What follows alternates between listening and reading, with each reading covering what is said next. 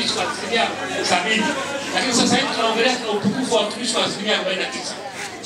Kwa hiyo utaona mapinduzi ambayo yamefanyika. Nini tunategemea kama halmashauri kwa watumishi hawa?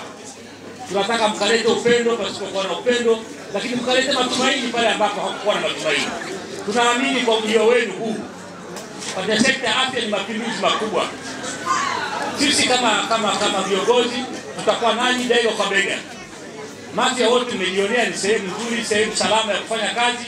Msishike na yale matisho kwamba mafia hakufidiki, mafia hakuna nini. Mafia ni salama kwenu. Kwa hiyo tuwaombe sana mwende mkafanye kazi. Halmashauri yetu ina vituo 27, zahanati 24, hospitali moja na vituo vya afya viwili.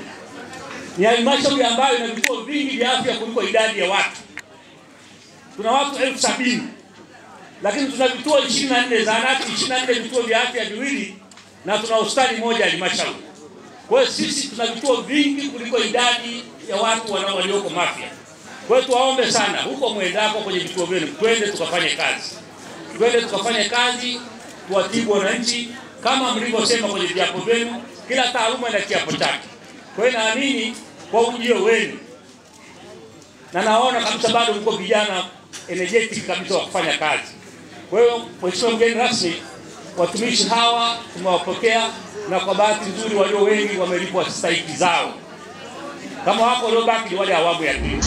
Kwa awamu ya kwanza watumishi wote walikushalipwa stahiki zao na sasa wako tayari, jeshi hili liko tayari kuleta mapinduzi kwenye sekta ya afya.